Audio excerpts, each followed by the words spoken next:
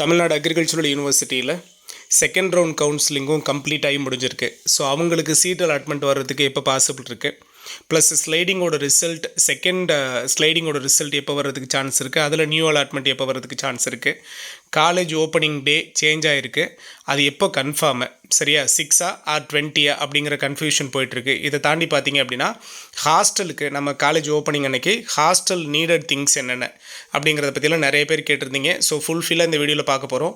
So சேனலுக்கு நியூவாக வரீங்கன்னா சேனலை சப்ஸ்கிரைப் பண்ணி வச்சுக்கோங்க. உங்களோட லவ் அண்ட் சப்போர்ட் நம்மளோட பிரபு மேத்ஸ் அண்ட் கோர்ஸ் அப்டேட் சேனலுக்கு ரொம்ப ரொம்ப இம்பார்ட்டன்ட். ஓகேவா? ஸோ ஃபஸ்ட் ஒன் பார்த்தீங்க அப்படின்னா second round online counselling complete ஆகிடுச்சு. 22லேருந்து 24 வரைக்கும் கண்டக்ட் பண்ணாங்க. ஸோ TNAU கண்டக்ட் பண்ண செகண்ட் ரவுண்ட் கவுன்சிலிங் லாஸ்ட் இயர்லாம் கிடையாது. இந்த வருஷம் நமக்கு ஸ்டூடெண்ட்ஸ் இன்னும் தேவைப்பட்டதுனால, ஏன்னா எல்லா கோர்ஸுமே கம்ப்ளீட் ஆனதுக்கு அப்புறம் தான் பார்த்திங்கன்னா நமக்கு தமிழ்நாடு அக்ரிகல்ச்சரல் யூனிவர்சிட்டியில் கடைசியாக சரியா கவுன்சிலிங்கை கண்டக்ட் பண்ணாங்க. அப்படிங்கிறப்போ எல்லா ஸ்டூடெண்ட்டும் வெளியில் ஜாயின் பண்ணிட்டாங்க. அப்படிங்கிறப்போ இந்த அஃபிலியேட்டட் காலேஜில் இன்னும் சீட்ஸ் ஃபுல்ஃபில் ஆகவே இல்லை.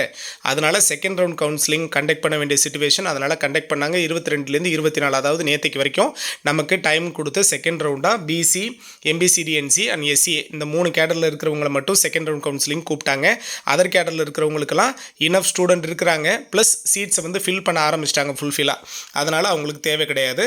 ஸோ அதனால் அந்த கவுன்சிலிங்கும் முடிஞ்சிருச்சு. இப்போ எல்லாருமே ஈகராக வெயிட் பண்ணுறது ஸ்லைடிங் ரிசல்ட் 2 சரியா. ஏன்னா நமக்கு ஸ்லைடிங் 1ஓட ரிசல்ட்டும் அதோட சீட் அலாட்மெண்ட்டும் வந்தவங்களுக்கு பார்த்திங்கன்னா 24 ஃபுல்ஃபில்லாக என்ன பண்ணிட்டாங்க, சர்டிஃபிகேட் வெரிஃபிகேஷனை கம்ப்ளீட் பண்ணிட்டாங்க. ஸோ நேற்றுக்கு போயிட்டு ஸ்லைடிங் கொடுத்துட்டு வந்தவங்களுக்கும் ஆல்ரெடி ஸ்லைடிங்கில் லைனில் இருக்கிறவங்களுக்கும் பார்த்திங்க அப்படின்னா நமக்கு ஸ்லைடிங்கோட செகண்ட் ரிசல்ட் வரணும். ப்ளஸ் இந்த செகண்ட் ரவுண்ட் கவுன்சிலிங் அட்டென்மெண்ட் வெயிட் பண்ணுறாங்கல்ல, அவங்களையும் இதுக்குள்ளே கொண்டு வருவாங்க. இப்போ ஸ்லைடிங் 2ஓட ரிசல்ட் வர்ற அன்னைக்கு செகண்ட் ரவுண்ட் கவுன்சிலிங் அட்டன் பண்ணவங்களையும் சேர்த்து, ப்ளஸ் ஆல்ரெடி அட்டென்மெண்ட் வெயிட் பண்ணுறவங்களும் சேர்த்து நியூ அலாட்மெண்ட்டை கொடுப்பாங்க.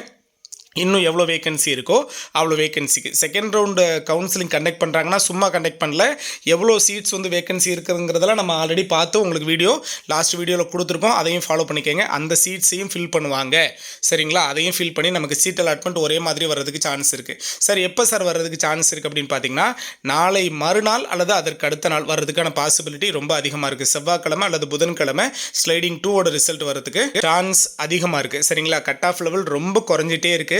ஒவ்வொரு சீட் அலாட்மெண்ட்டும் அப்பவும் பார்த்தீங்கன்னா நமக்கு வேகன்சி இன்னும் சர்டிஃபிகேட் வெரிஃபிகேஷன் முடிய வேகன்சிக்கு நமக்கு ஃபார்ம் ஆகிட்டே இருக்குது. இப்போ நேற்றை கம்ப்ளீட் ஆனதில் கூட கிட்டத்தட்ட பார்த்தீங்கன்னா ஒரு 200 வேகன்சியாவது மினிமம் இருக்கிறதா நமக்கு டேட்டா இருக்குது. அப்படிங்கிறப்போ இந்த 200 ஆல்ரெடி அவங்க செகண்ட் ரவுண்ட் கவுன்சிலிங்காக வச்சிருக்கிற அந்த வேகன்சி பொசிஷன் எல்லாத்தையும் சேர்த்து தான் அடுத்த அலாட்மெண்ட்டை கொடுப்பாங்க. கட்டாயமாக நாம் செவ்வாய் புதனில் எதிர்பார்க்கலாம். அவங்களுக்கு செவ்வாய் புதனில் வந்துருச்சு அப்படின்னா வெள்ளி அல்லது சனிக்கிழமை போல் அவங்களுக்கு சர்டிஃபிகேட் வெரிஃபிகேஷன் இருக்கும். ஓகேவா சார்? காலேஜ் ஓப்பனிங் டே அஃபீஷியலாக வெப்சைட்டில் அவங்க சொல்லலை அப்படின்னாலும், ஏன்னா ஆல்ரெடி அவங்க கவுன்சிலிங் ஷெட்யூலில் சொல்லியிருந்தது ஜனவரி 3 அன்னைக்கு கிடையாதுங்கிறது தெரிஞ்சிருச்சு. இப்போது ஏன்னா நேற்றுக்கு சர்டிஃபிகேட் வெரிஃபிகேஷன் போனோம் எல்லாருக்கிட்டையுமே அவங்க சொல்லியிருக்கிறது என்ன சொல்லியிருக்காங்க அப்படின்னு பார்த்தீங்கன்னா ஜனவரி 6 நாங்கள் ஓப்பன் பண்ணுறதுக்கு பிளான் பண்ணியிருக்கிறோம்.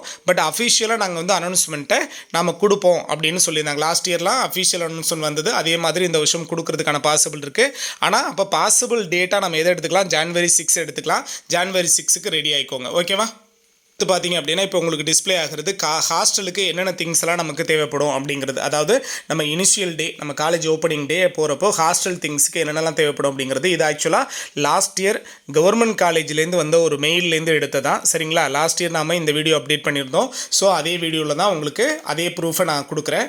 அதில் கிளியராக சொல்லியிருக்கிறது நம்ம ஆல்ரெடி பழைய வீடியோலாம் சொல்லிட்டோம். இப்போ 2-3 வீடியோஸ் முன்னாடி கூட சொல்லியிருக்கோம். அதாவது நீடட் டாக்குமெண்ட்ஸ் என்னென்ன, நம்ம ஓப்பன் பண்ணுற அன்னைக்கு என்னென்ன டாக்குமெண்ட்ஸ் எல்லாம் எடுத்துகிட்டு போகணும் அப்படிங்கிறத கிளியர் கட்டாக ஒரு வீடியோ கொடுத்துருக்கோம். பின்னாடி கூட நம்ம ஓப்பனிங் பண்ணுறதுக்கு முன்னாடியே உங்களுக்கு கொடுப்போம். இந்த வருஷத்துக்கும் கட்டாயமாக மெயில் சென்ட் பண்ணுவாங்க. அதை பேஸ் பண்ணி நான் உங்களுக்கு கொடுக்குறேன். இப்போ பார்த்தீங்கன்னா லாஸ்ட் இயர் ஓப்பன் பண்ணப்போ ஹாஸ்டலுக்கு அட்மிஷன் ஃபீஸாக ₹6,550 கொண்டு வரணும் அப்படின்னு சொல்லியிருக்கிறாங்க. இது கவர்மெண்ட் காலேஜுக்கு மட்டும்தான். ப்ரைவேட் காலேஜுக்கு உங்களுக்கு கட்டாயமாக மெயில் வரும். ஸோ அதை பேஸ் பண்ணி நீங்கள் ஃபாலோ பண்ணிக்கோங்க. கவர்மெண்ட் காலேஜுக்கு ஹாஸ்டலுக்கு அட்மிஷன் ஃபீஸாக ₹6,550 கட்ட வேண்டியிருக்கும். இதை தாண்டி ஹாஸ்டலுக்கு என்னென்ன சார் நீடட் அப்படின்னு பார்த்தீங்கன்னா பில்லோ கம்பல்சரியாக வேணும். பார்த்தீங்கன்னா பெட் ஸ்ப்ரெட்டு அண்டு பெட்ஷீட்டு கட்டாயமாக நமக்கு பெட்ஷீட் கட்டாயமாக தேவைப்படும். இதை தாண்டி பார்த்தீங்கன்னா பக்கெட்டு அண்ட் மக்கு சரிங்களா, ஹாஸ்டலுக்கு கண்டிப்பாக வேணும். அது ஆல்ரெடி ஹாஸ்டலில் ஸ்டே பண்ணியிருக்கவங்களுக்கு தெரியும் இது. தென் நெக்ஸ்ட் ஒன்று பார்த்தீங்கன்னா ஸ்டெயின்லெஸ் ஸ்டீல் பிளேட் ஒன்று கட்டாயமாக பிளேட் நமக்கு வேணும். அடுத்து டம்ளர் கட்டாயமாக வேணும்.